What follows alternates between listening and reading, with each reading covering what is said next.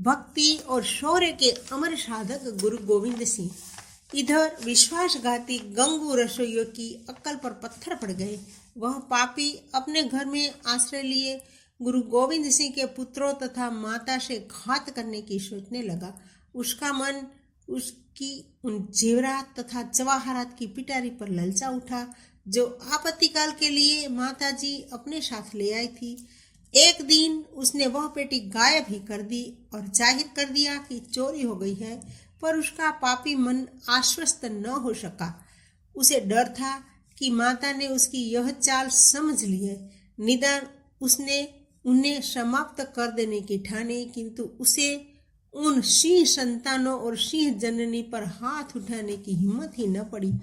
उसी लोभी ने सोचा कि यदि उन सबको सरहिंद के सिपाहियों द्वारा गिरफ्तार करा दूं तो यह पेटी तो मेरी ही हो जाएगी, साथ में नवाब की तरफ से भी मुझे बहुत सा इनाम मिलेगा। और एक दिन उसने वैसा ही किया। नवाब सरहिंद के पास जाकर उसे गुरु गोविंद सिंह की माता और उनके पुत्रों की खबर दे दी। वे सब गिरफ्तार कर लिए गए, पर जब गंगू ने नवाब से इनाम के लिए प्रार्थना की तो उसने यह कहकर उसे जल्लादों के सुपुर्द कर दिया कि इस कौमी गद्दार को भी ले जाकर कुत्ते की मौत मार डालो। जल्लाद उस विश्वासघाती को ले गए और उसके टुकड़े टुकड़े करके चील कौवे को खिला दिए। एक देशद्रोही विश्वासघाती का जो अंत होना चाहिए वही गंगू रसोइया का हुआ। मालवा की ओर खुले रास्ते से जाना निरापद नहीं था। जगह जगह हर शत्रु के सैनिक उनकी खोज में घूम रहे थे। इसीलिए गुरु गोविंद सिंह जंगली रास्तों से झाड़ झंखाड़ों को पार करते हुए और वृक्षों के नीचे रात बिताते हुए यात्रा कर रहे थे। इस यात्रा में उनके पास न घोड़ा था और न कोई साथी। इस आपत्तिपूर्ण एकाकी स्थिति में वे यदा कदा नियति चक्र की गति पर विचार करने लगते। वे सोचते, मनुष्य जीवन में सफलता असफलता, आशा निराशा, संपत्ति विपत्ति का उसी प्रकार साथ है जिस प्रकार दिन और रात का। वह दिन अभी दूर नहीं गया है कि जब मेरे साथ हजारों लोग थे। मेरे एक संकेत पर लोग प्राण हथेली पर रखकर युद्ध में ऐसे चल देते थे मानो किसी उत्सव में भाग लेने जा रहे हो। मेरे एक एक शब्द से लोगों की प्रेरणा मिलती थी और लोग मेरे बतलाए पथ पर चल पड़ते थे। मेरा एक परिवार था, माता पत्नी और 4 बेटे। 2 तो मेरे देखते देखते युद्ध देव की भेंट चढ़ गए। 2 का पता नहीं कहाँ भटक रहे होंगे। कौन जाने वे जीवित होंगे भी या आतताइयों ने उन्हें कहीं पाकर शहीद कर दिया होगा। मेरी माता जिनकी मैं पूजा किया करता था न जाने कहाँ ठोकरें खा रही होगी।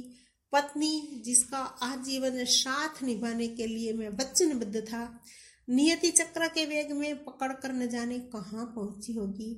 मैं एकाकी इस जंगल में भटक रहा हूँ। यह विषम तथा दुखद स्थिति जिसे लोग दुर्भाग्य अथवा दुर्विपाक समझकर खीन, दुखी और निराश होने लगते हैं, यथार्थ में मनुष्य की सहनशीलता, धीरता और कर्तव्य निष्ठा की परीक्षा कसौटी हुआ करती है। शिथिल संकल्प के लोग ऐसी दशा में घबरा कर निराश हो जाते हैं और प्रायः कर्तव्य से विमुख हो जाते हैं। कर्तव्य बड़ा कठोर होता है। उसके निर्वाह के लिए कभी कभी मनुष्य को संसार के सारे संबंधों और सारी संपदाओं से विमुख होना पड़ता है। आज वही कसौटी मेरे सामने उपस्थित है, किंतु अपनी धर्मनिष्ठा के बल पर मुझे पूर्ण विश्वास है कि मैं इस कठोर अग्नि परीक्षा को दे सकूंगा और उसमें उत्तीर्ण भी होऊंगा। जो धीर पुरुष धर्म का साथ नहीं छोड़ता, धर्म उसे हर आपत्ति से पार लगा देता है। धर्म में जीवन है, प्राण है, गुरु, बंधु और सखा है। मैं उसे नहीं छोड़ सकता और उस कर्तव्य से भी विमुख नहीं हो सकता जिसे मैंने ठीक समझकर ग्रहण किया है। इसके लिए चाहे मुझे इससे भी अधिक विपत्तियों में से गुजरना पड़े। विचार श्रृंखला के टूटने पर गुरु गोविंद सिंह ने देखा कि वे एक गांव में आ गए हैं। उन्हें शंका हुई कि कहीं शत्रुओं के हाथ में न पड़ जाऊं। उस गांव का नाम मछबाड़ा था। वहां के दो पठानों ने गुरु जी को देख और पहचान लिया। वे पास आए और प्रणाम करके बोले, महाराज अब आप आगे न जाएं। चारों ओर मुगलों की सेना पड़ी हुई है और बड़ी तत्परता से आपकी खोज की जा रही है। यद्यपि हम मुसलमान हैं, फिर भी आपके शुभचिंतक हैं। हम जानते हैं कि आप हिंदू मुसलमान का सवाल लेकर नहीं लड़ रहे हैं, आप तो अन्याय के विरुद्ध संघर्ष कर रहे हैं। आपने न्याय के लिए अपनी संपत्ति और अपने परिवार तक को बलिदान कर दिया है। यह बात किसी से छिपी नहीं है। आतताई और अन्यायी, चाहे वह हिंदू हो या मुसलमान, असामाजिक ही होता है। उसका विरोध होना ही चाहिए और उस विरोध में हर आदमी शामिल होना चाहिए, चाहे वह हिंदू हो या मुसलमान। जो न्याय के लिए लड़ रहा हो, अन्याय को मिटाने के लिए संघर्ष कर रहा हो, उसका साथ सबको देना ही चाहिए। हम आपकी और कोई सेवा तो नहीं कर सकते, यहाँ से सुरक्षित जरूर निकाल देंगे। उन पठानों का व्यवहार देखकर गुरु गोविंद सिंह सोच उठे, यह एक मुसलमान है जो आपत्तिग्रस्त अन्य धर्मावलंबी की सहायता करना चाहते हैं, और एक वे मुसलमान है जो निर्बलों तथा निरपराधियों को अत्याचार करते हैं। अच्छा बुरा होना हिंदू या मुसलमान होने पर निर्भर नहीं, बल्कि यह मनुष्य को अपनी प्रवृत्तियों के अनुसार एक स्वभाव होता है। उन पठानों ने गुरु जी को मुसलमान मौलवियों के वेश में अपने कंधों पर चढ़ाकर खतरे से बाहर निकाल दिया। गुरु गोविंद सिंह धनाली ग्राम होते हुए रायगढ़ पहुंच गए। रायगढ़ में गुरु का आगमन सुनकर फिर लोग अस्त्र शस्त्र लेकर उनके पास एकत्र होने लगे और युद्ध की तैयारियां करने लगे। जिस समय गुरु गोविंद सिंह रायगढ़ में पुनः युद्ध की तैयारी कर रहे थे, उस समय नवाब सरहिंद उनके दोनों नन्हे बालकों को मुसलमान बनाने का प्रयत्न कर रहा था। उसने उन्हें अपने सामने पेश कराया और कहा, तुम दोनों बड़े प्यारे बच्चे हो। माना कि तुम मुसलमानों के दुश्मन गुरु गोविंद सिंह के लड़के हो, तब भी हम तुम्हारी छोटी उम्र को देखकर माफ कर देंगे। तुम दोनों मुसलमान हो जाओ, हम तुम्हारी शादियां शाहजादियों से करा देंगे और जागीर बख्श देंगे। सुख चैन की जिंदगी काटना। उन 7 और 9 साल के सिंह बच्चों ने तुरंत उत्तर दिया कि नवाब, ऐसी बात मुंह से मत निकालो। कहीं अपना धर्म छोड़कर दूसरों का धर्म ग्रहण किया जाता है। धर्म के मूल्य पर सुख चैन की कामना करने वाले कायर नरक के कीड़े बनते हैं।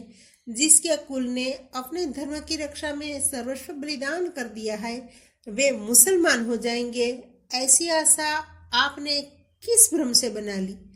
नवाब ने उन्हें धमकाया, मरवा डालने की धमकी दी, पर वे दोनों अपने धर्म पर पर्वत की तरह अटल बने रहे।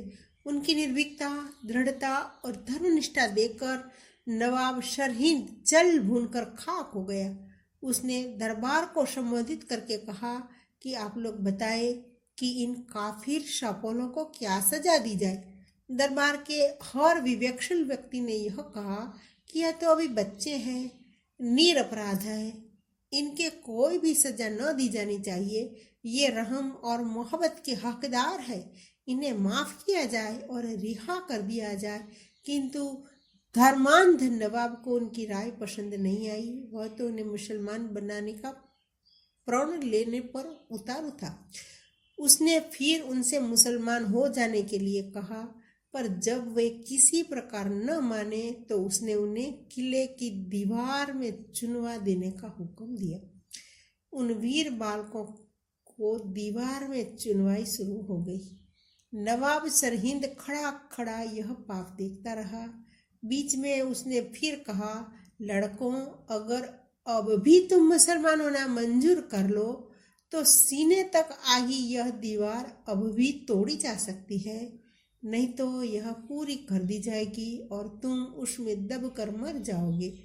बच्चों ने मुस्कुराते हुए फिर उत्तर दिया, नवाब, जुबान बंद करो। इस प्रकार धर्म पर बलिदान हो जाने से बढ़कर जिंदगी का और क्या महत्व हो सकता है। दीवार आगे बढ़ी और छोटे भाई की आंखों तक जा पहुंची। यह देखकर बड़े भाई जुझार सिंह की आंखों में आंसू आ गए। नवाब समझा शायद बालकों का धैर्य और साहस जाता रहा है। वे मौत को मुख के पास देखकर डर गए। वह बोला, अब भी समय है, यदि मुसलमान हो जाओ तो अपने प्राण बचा सकते हो।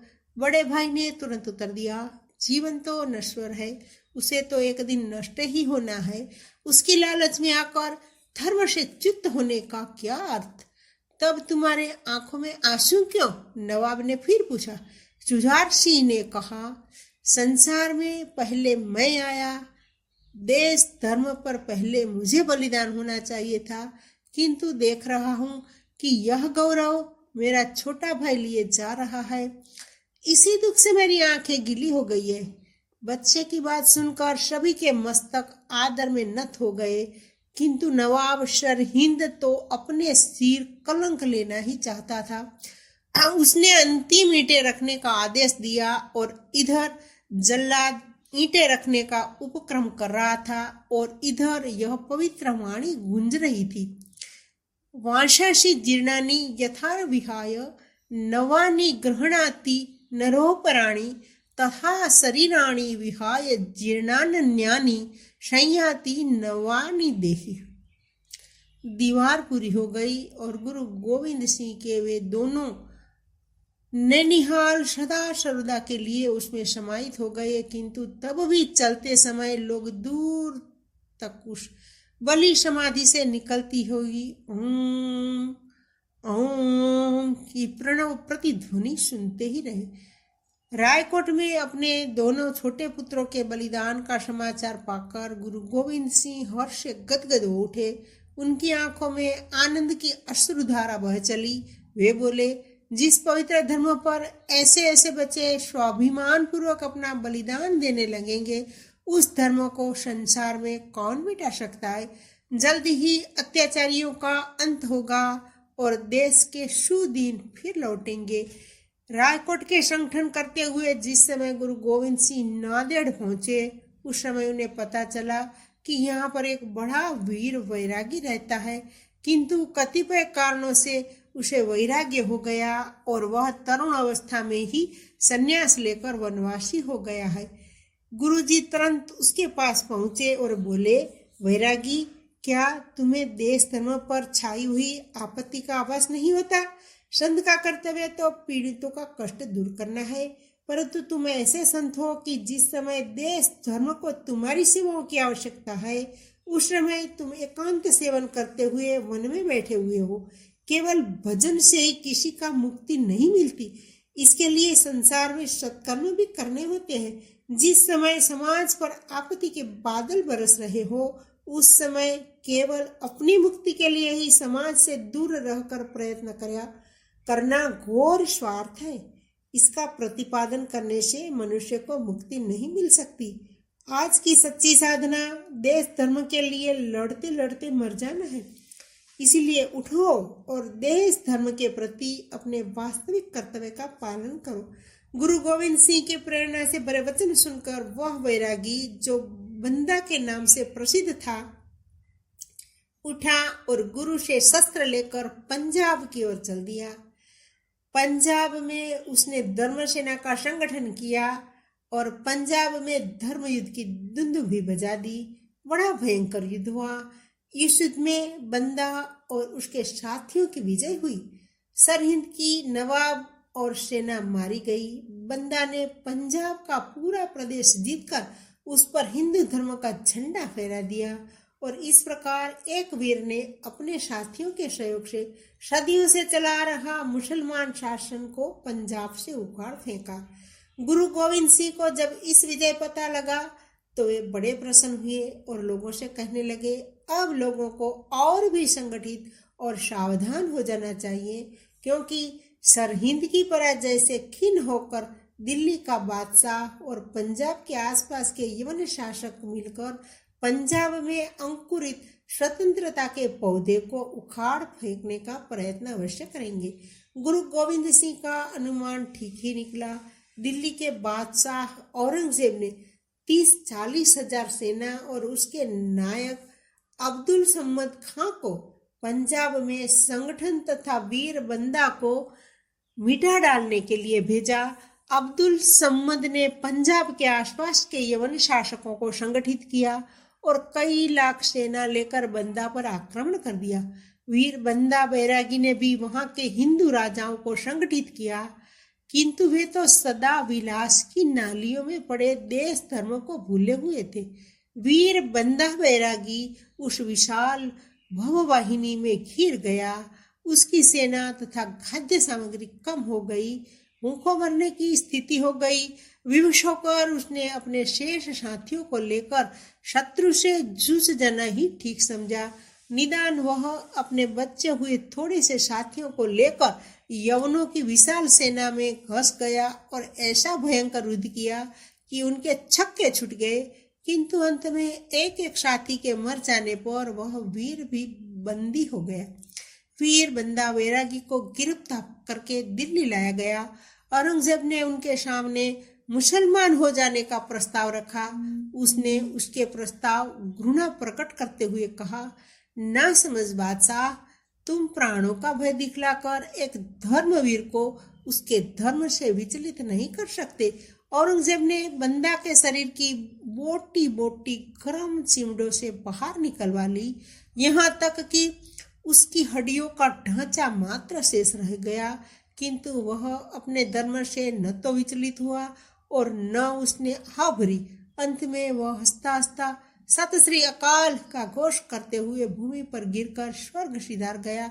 गुरु गोविंद सिंह उन दिनों गोदावरी के तट पर नगीना नाम का एक घाट बनवा रहे थे।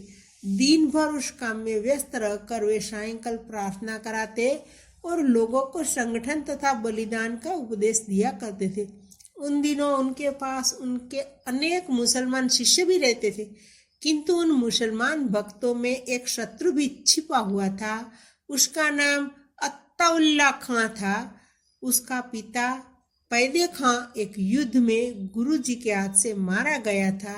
उसके अनाथ पुत्र को गुरुजी आश्रय में रखकर पाल लिया था, किंतु उनकी यही दया और शत्रु के पुत्र के साथ की गई मानवता उनके अंत का कारण बन गई।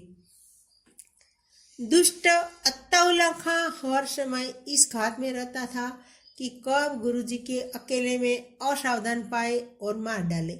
निदान एक दिन उसने पलंग पर सोते हुए गुरुजी की कोख में छुरा भोंक दिया। गुरुजी तत्काल सजग होकर उठ बैठे और वहीं कटार निकालकर भागते हुए विश्वासघाती को फेंक कर मारी। वह कटार उसकी पीठ में घुस गई। अत्ताउल्ला खां ने तुरंत गिरकर ढेर हो गया। गुरु के घाव पर टांके लगा दिए गए।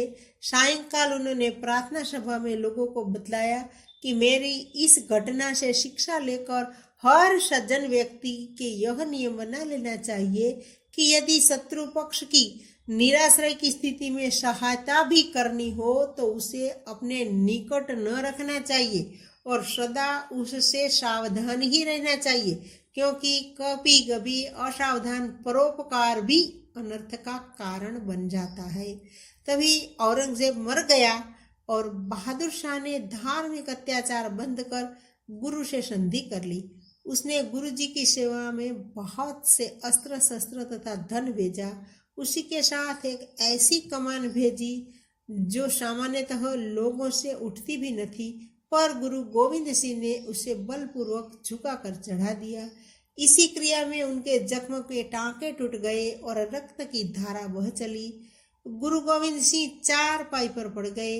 उनके घाव के रक्त प्रवाह को रोकने के लिए बहुत प्रयत्न किया गया, पर वह न रुका और उसी से कार्तिक संवत 1765 में उनका स्वर्गवास हो गया।